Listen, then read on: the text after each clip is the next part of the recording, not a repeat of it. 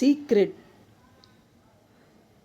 రొండా Bern రచించిన secret అనే పుస్తకంలోని 7వ అధ్యాయం హెల్త్ సీక్రెట్ అనే అధ్యాయంలో సెకండ్ పార్ట్ గురించి మనం ఇప్పుడు తెలుసుకుంటున్నాం.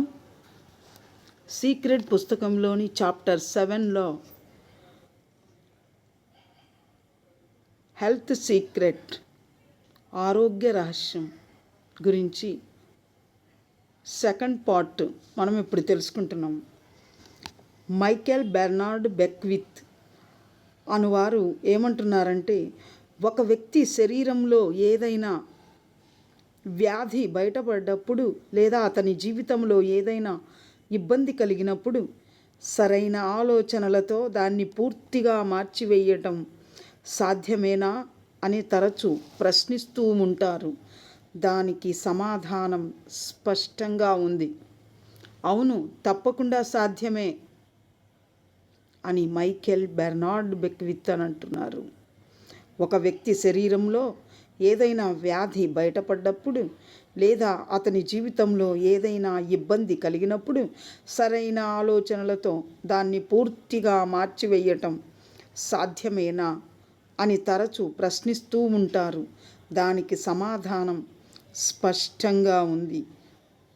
అవును, తప్పకుండా సాధ్యమే అని మైకేల్ బెర్నార్డ్ బెక్విత్ మనకు చెబుతున్నారు.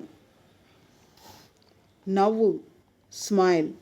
నవ్వు అన్నిటికన్నా ఉత్తమమైన మందు. నవ్వు, స్మైల్.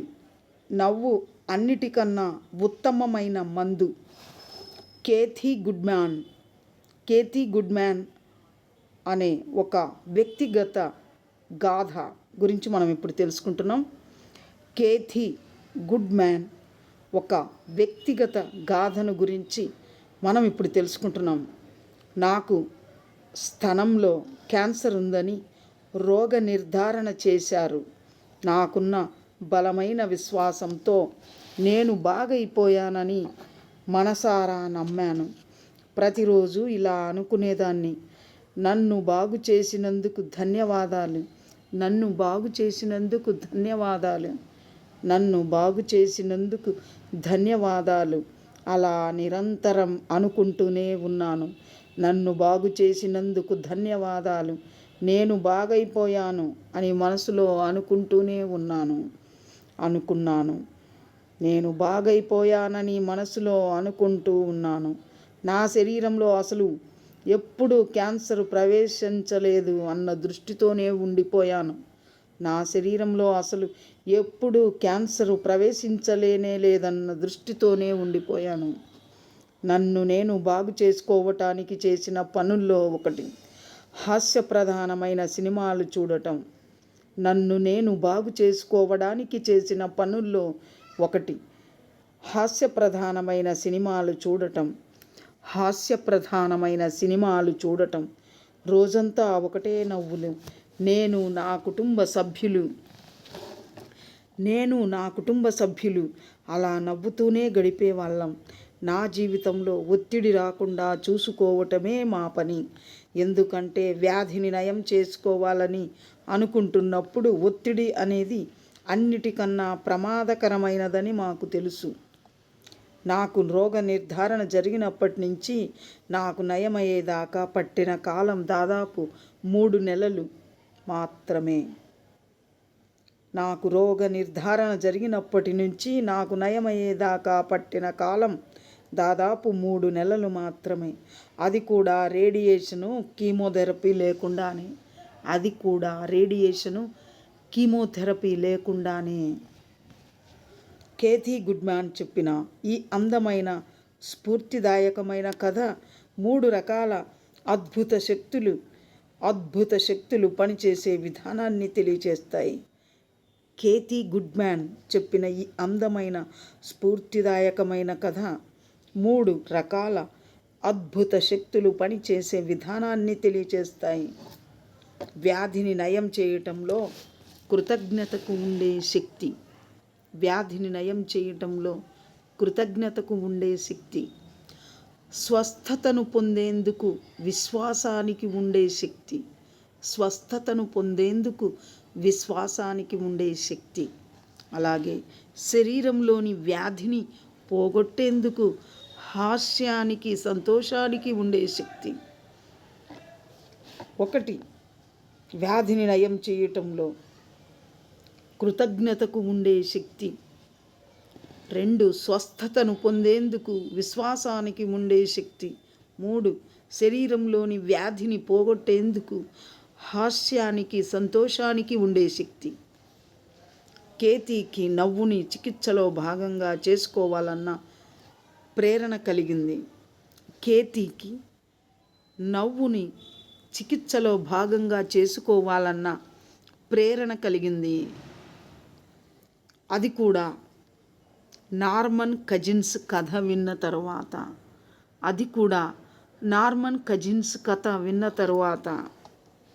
నార్మన్కి వచ్చిన వ్యాధికి నివారణ లేదు అని నిర్ధారణ చేశారు డాక్టర్లు.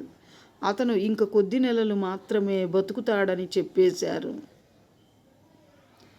కేతీకి నవ్వుని చికిత్సలో భాగంగా చేసుకోవాలని ప్రేరణ కలిగింది.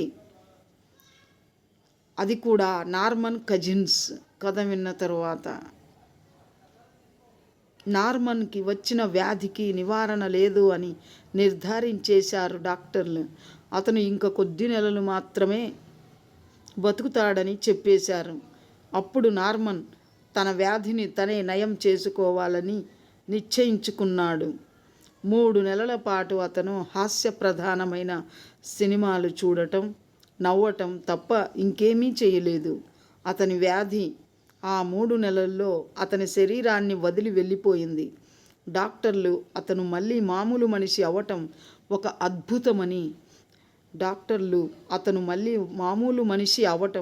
ఒక అద్భుతమని ప్రకటించారు. నార్మన్ నవ్వినప్పుడు అతనిలోని వ్యతిరేకతంతా విడుదలైంది, అంటే డిలీట్ అయిపోయింది. దాంతోపాటు అతని వ్యాధి కూడా బయటికి పోయింది. స్మైల్. నవ్వు నిజంగానే అద్భుతమైన అత్యుత్తమమైన మందు. నవ్వు నిజంగానే అత్యుత్తమమైన మందు. డాక్టర్ బెన్ జాన్సన్ మనందరిలో పుట్టుకతోనే ఒక ప్రాథమిక ప్రోగ్రాం నిక్షిప్తమై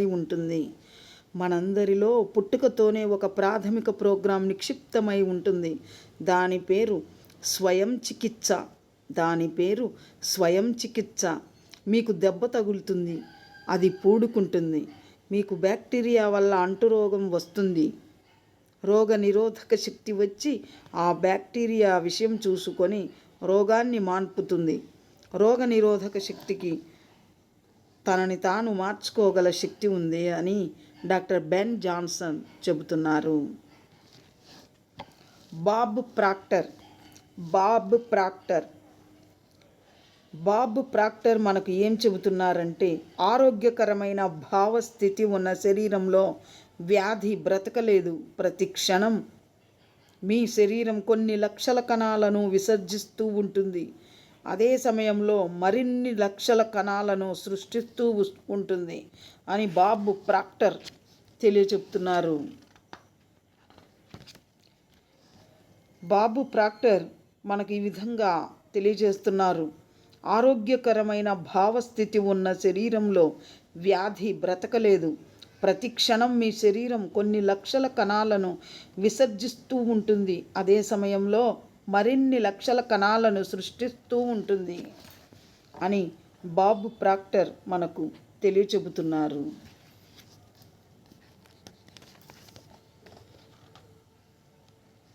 డాక్టర్ జాన్ హాజలిన్ ఇంకా మనకేం చెబుతున్నారంటే, నిజానికి ప్రతిరోజు మన శరీరంలోని కొన్ని భాగాలు భర్తీ చేయబడుతూ ఉంటాయి.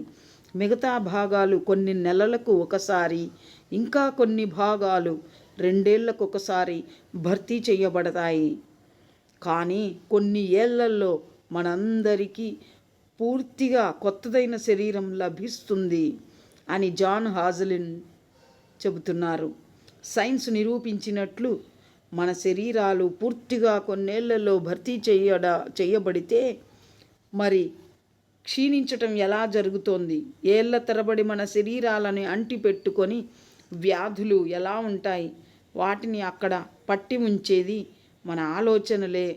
ఎప్పుడు వ్యాధిని గమనిస్తూ ఉండటం, దాని మీదే ధ్యాస పెట్టడం వల్లే అలా జరుగుతుంది అని డాక్టర్ జాన్ హాజలిన్ మనకి తెలియచెప్తున్నారు. పరిపూర్ణతకు సంబంధించిన ఆలోచనలతోనే ఆలోచించండి. పరిపూర్ణతకు సంబంధించిన ఆలోచనలనే ఆలోచించండి. పరిపూర్ణతకు సంబంధించిన ఆలోచనలనే ఆలోచించండి. పరిపూర్ణత గురించే ఆలోచించండి. సామరస్యం గల ఆలోచనలున్న శరీరంలో వ్యాధి ఉండలేదు. పరిపూర్ణత మాత్రమే ఉందని తెలుసుకోండి. మీరు దాన్ని గమనిస్తూ మీ దగ్గరికి ఆహ్వానించాలి. అసంపూర్ణమైన ఆలోచనలే మనిషికి కలిగే బాధలన్నింటికీ కారణం. వాటిలో వ్యాధులు, పేదరికం, దుఃఖం అన్నీ ఉంటాయి. మనం వ్యతిరేకమైన ఆలోచనలు ఆలోచించినప్పుడు మన వారసత్వపు హక్కు నుంచి మనల్ని మనం దూరం చేసుకుంటున్నాం. నేను పరిపూర్ణమైన ఆలోచనలనే చేస్తాను. నేను పరిపూర్ణమైన ఆలోచనలనే చేస్తాను. నాకు పరిపూర్ణతే కనిపిస్తుంది. నేను పరిపూర్ణుడను అని అనుకోండి, ప్రకటించండి. నా శరీరంలోని లొంగనివన్నింటినీ, నిష్క్రియత్వాన్ని అంటే క్రియాశీలత లేని వాటిని,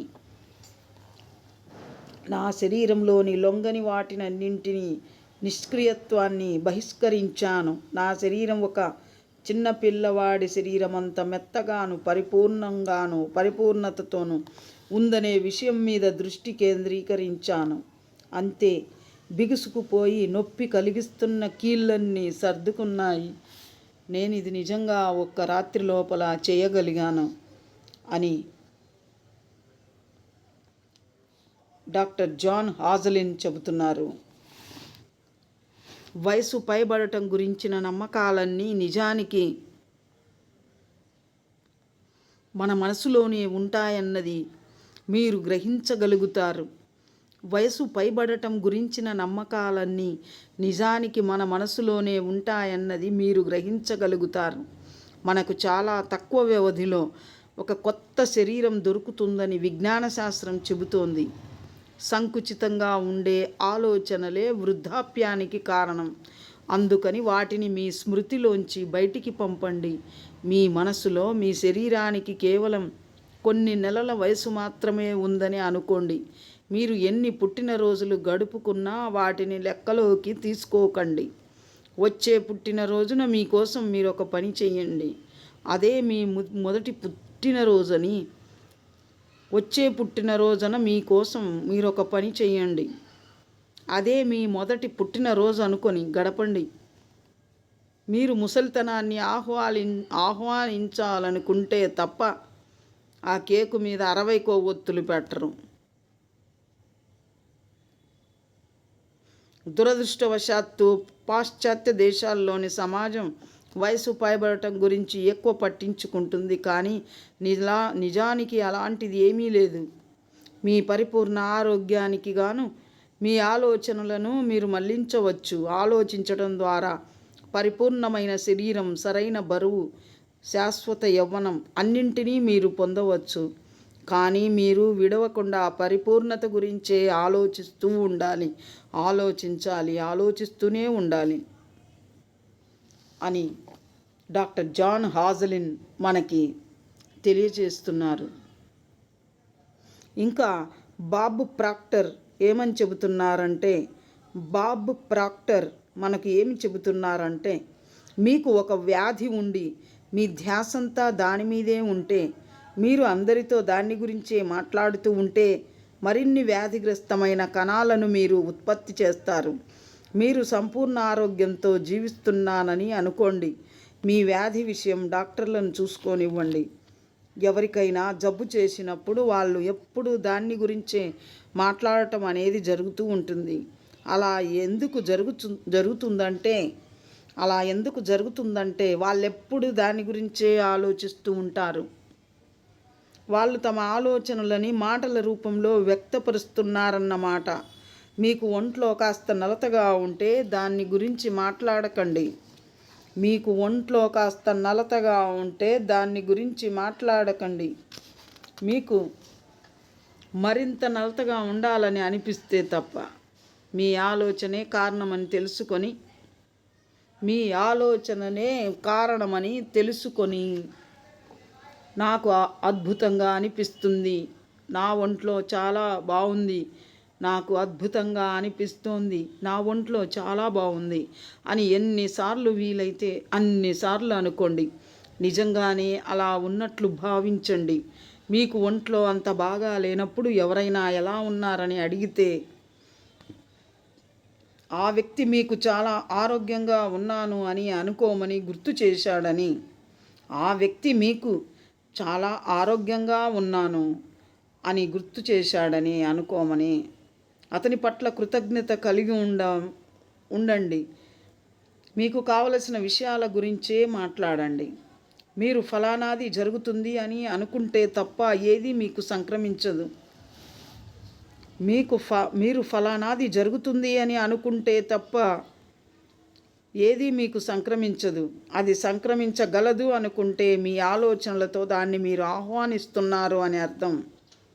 ఇతరులు తమ రోగాల గురించి మాట్లాడటం విన్నా కూడా మీరు వాటిని ఆహ్వానిస్తున్నట్లే.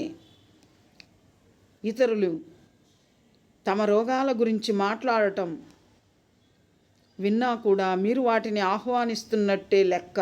మీరు వినేటప్పుడు మీ ఆలోచనలు, మీ పూర్తి దృష్టి ఆ రోగం మీదే ఉంటుంది. మీరు మీ ధ్యాసంతా ఒక విషయం మీద పెట్టారంటే మీరు దాన్ని కోరుకుంటున్నారనే అర్థం. పైగా ఆ రోగులకి మీరు ఎంతమాత్రం సహాయం చేయలేరు. వాళ్ళ రోగానికి మరింత శక్తినిస్తున్నారు. మీరు నిజంగా ఆ వ్యక్తికి సాయం చేయాలనుకుంటే వేరే విషయాల గురించి మాట్లాడండి. వీలైతే మంచి విషయాల గురించి మాట్లాడండి, లేదా బయటికి నడవండి. మీరు వాళ్ళని వదిలి వెళ్ళేటప్పుడు మళ్ళీ ఆ మనిషిని ఆరోగ్యంగా బలంగా చూడాలని కోరుకొని ఆ విషయాన్ని అంతటితో వదిలేయండి అని బాబ్ ప్రాక్టర్ మనకు చెబుతున్నారు. ఇంకా లీసా నికోల్స్ మనకి ఏమి చెబుతున్నారంటే మీకు తెలిసిన వాళ్ళు ఇద్దరు ఉన్నారనుకుందాం. మనకు ఇంకా లీసా నికోల్స్ ఏమి చెబుతున్నారంటే మీకు తెలిసిన వాళ్ళిద్దరు ఉన్నారనుకుందాం. ఇద్దరికీ ఏదో ఒక వ్యాధి ఉంది, కానీ ఒకళ్ళు ఆనందంగా ఉండాలని కోరుకుంటారు, ఆశతో జబ్బు నయమవుతుందనే ఆలోచనలో ఉంటారు.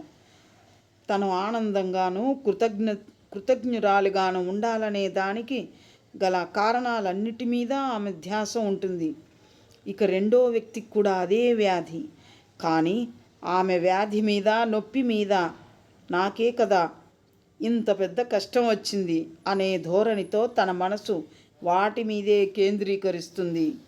అందువల్ల తనకి ఇంకా జబ్బు ముదిరిపోతుంది.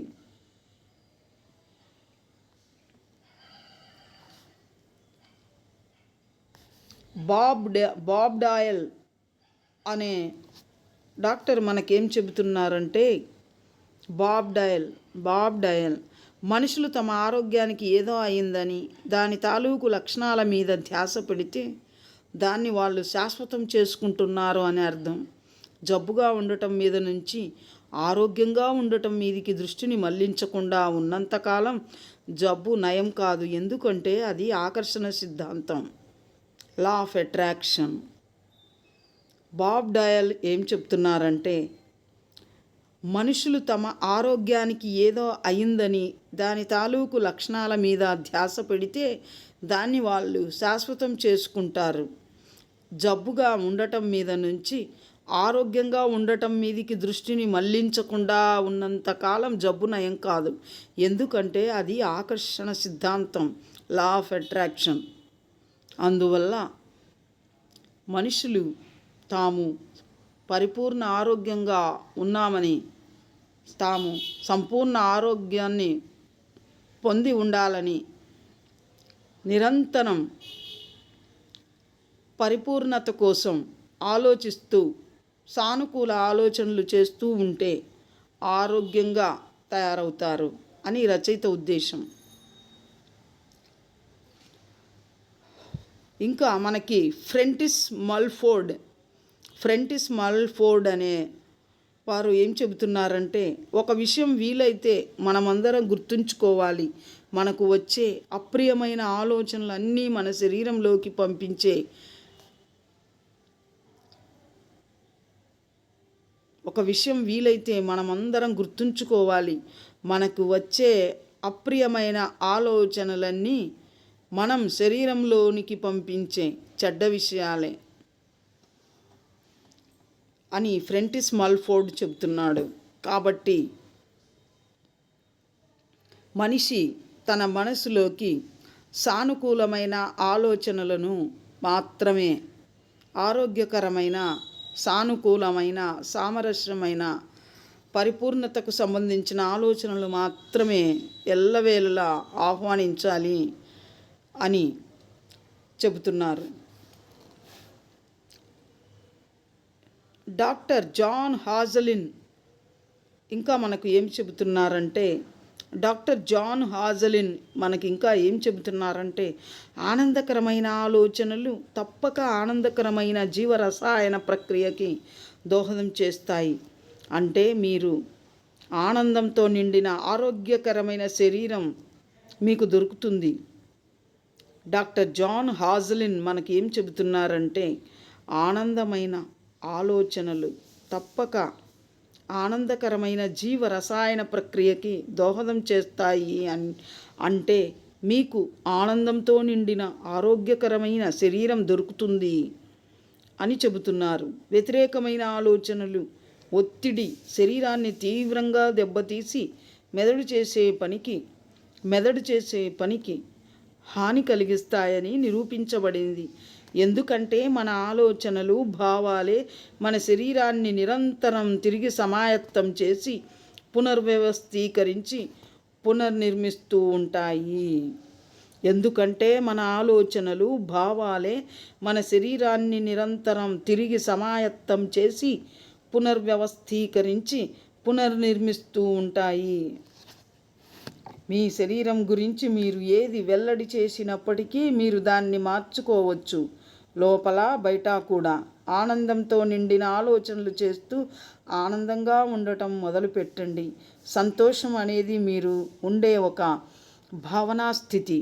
మీ వేలు ఆనందంగా ఉన్నాను అనే మీట మీద ఉంచండి. దాన్ని నొక్కి పట్టి మీ వేలిని గట్టిగా దాని మీదే అదిమి ఉంచండి. మీ చుట్టూ ఏం జరుగుతున్నా పట్టించుకోవద్దు అని డాక్టర్ జాన్ హాజలిన్ మనకు చెబుతున్నారు.